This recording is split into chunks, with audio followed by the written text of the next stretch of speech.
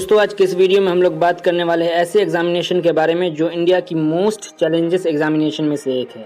जी हाँ दोस्तों, आज के इस वीडियो में हम लोग बात करने वाले हैं यूपीएससी के बारे में।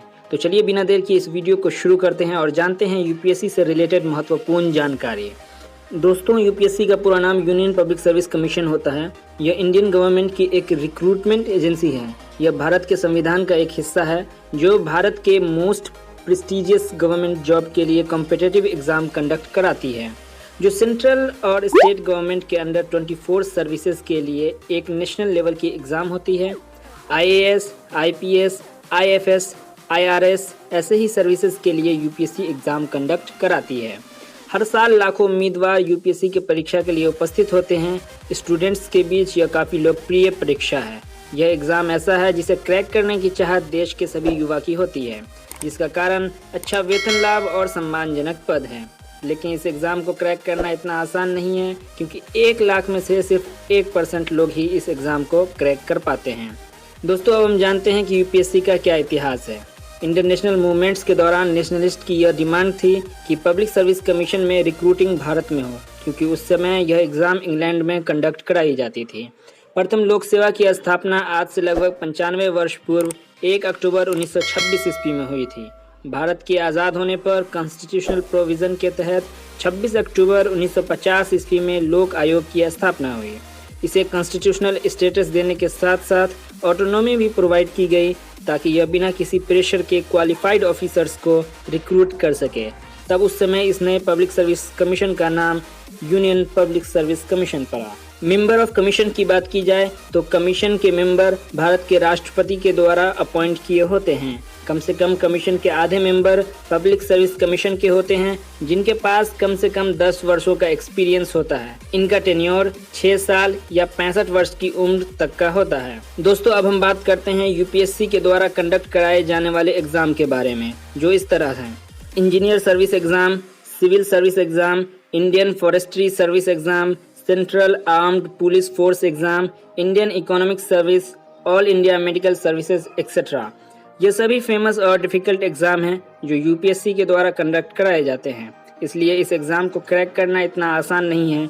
इन सभी एग्ज़ाम को क्रैक करने के लिए सालों की मेहनत और ज़बरदस्त फोकस की ज़रूरत होती है। इसलिए जो भी एस्पिरेंट्स इन सभी एग्ज़ाम में से किसी एग्ज़ाम के लिए प्रिपरेशन कर रहे हैं, उन्हें यह बात अच्छे से पता होनी चाहिए कि उनकी क्या वीकनेस है। इससे यह तय करने में मदद मिलेगी कि कौन सा विषय उन्हें ज़्यादा कठिन लगता है, ताकि वह एस्पिरेंट्स अपने स्टडी प्लान के अकॉर्डिंग कमज़ोर विषय पर अधिक समय देकर उस विषय में अपनी पकड़ बना सके। इन सभी एग्ज़ाम को क्रैक करने के लिए सिर्फ बुकिश नॉलेज इनफ नहीं है। कैंडिडेट को हार्ड वर्क के साथ साथ स्मार्ट वर्क करने की भी ज़रूरत होती है। अब हम बात करते हैं कि यूपीएससी के अंदर कौन कौन सी सर्विसेज आती हैं। यूपीएससी के द्वारा कंडक्ट कराया गया all India exam UPSC civil service examination का सिलेबस भी बहुत ज़्यादा वास्ट और अक्सर कंफ्यूजिंग होता है। इसलिए हर एक व्यक्ति इस एग्ज़ाम को क्रैक नहीं कर सकता। 1 लाख में से सिर्फ 1% लोग ही इस एग्ज़ाम को हर साल क्रैक कर पाते हैं। इस एग्ज़ाम को क्रैक करने के लिए 100% फोकस और ज़बरदस्त विल पावर के साथ स्टडी करनी पड़ती है। यूपीएससी के अंदर आने वाली जो सर्विसेज है वो नंबर 1 पर जैसे आईएएस है। आईएएस स्टैंड फॉर होता है इंडियन एडमिनिस्ट्रेटिव सर्विस। यह इंडिया की मोस्ट प्रेस्टिजियस जॉब में से एक है और आईएएस ऑफिसर यह इंश्योर करते हैं कि सोसाइटी के प्रोग्रेस के लिए जो भी लॉ बने हैं उनका सही पालन किया जा रहा है या नहीं। आईएएस ऑफिसर की 2 साल की ट्रेनिंग उत्तराखंड के मसूरी में मौजूद ट्रेनिंग एकेडमी लबासना यानी Lal Bahadur Shastri national academy of administration में होती है। उसके बाद दूसरा पोस्ट जो आता है यूपीएससी का वो है आईपीएस। आईपीएस स्टैंड फॉर होता है इंडियन पुलिस सर्विस। आईएएस के बाद यह सेकेंड मोस्ट डिज़ायरेबल पोजीशन है। आईपीएस ऑफिसर्स की ट्रेनिंग हैदराबाद के एसवीपीएनपीए यानी सरदार वल्लभ भाई पटेल नेशनल पुलिस एकेडमी में होती है। आगे चलकर आईपीएस ऑफिसर की नियुक्ति रॉ यानी research and analysis wing, IB यानी intelligence bureau and CBI central bureau of investigation etcetera में होती है।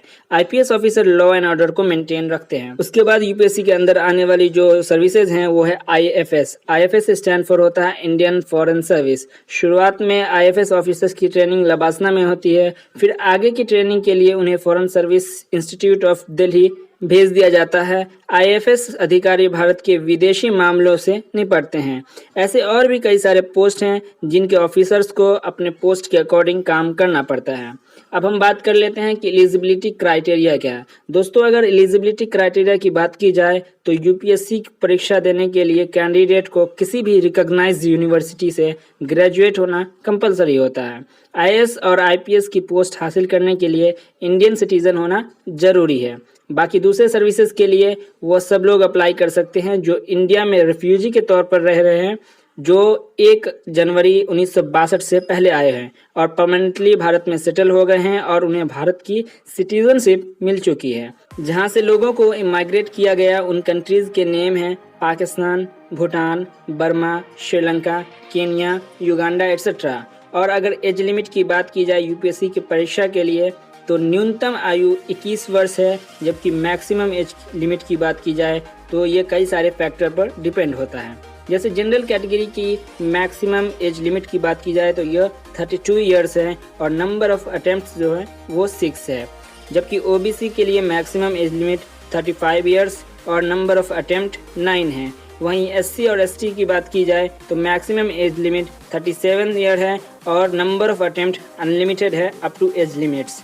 दोस्तों, अगर यूपीएससी एग्जाम पैटर्न की बात की जाए तो यूपीएससी 3 स्टेज में अपना एग्जाम कंडक्ट कराती है। पहला है प्रीलिमिनरी एग्जाम। इस परीक्षा में 2 पेपर का एग्जाम होता है, जनरल स्टडीज, और दूसरा पेपर सीसेट का होता है जो सिर्फ क्वालिफाइंग पेपर है। इसी एग्जाम के बेस पर मेंस के लिए छात्रों को सिलेक्ट किया जाता है।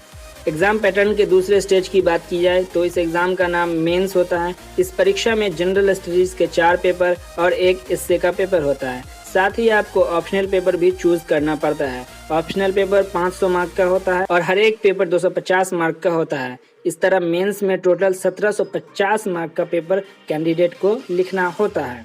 आखिरी और थर्ड स्टेज जो है वो इंटरव्यू या फिर पर्सनालिटी टेस्ट का होता है।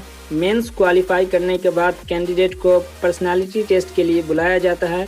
पर्सनालिटी टेस्ट कुल 275 मार्क का होता है और इस तरह मेंस और इंटरव्यू के मार्क्स को ऐड करके टोटल 2025 मार्क का मेरिट लिस्ट तैयार किया जाता है और फिर मेरिट लिस्ट के अकॉर्डिंग सभी कैंडिडेट को पोस्ट प्रोवाइड की जाती है।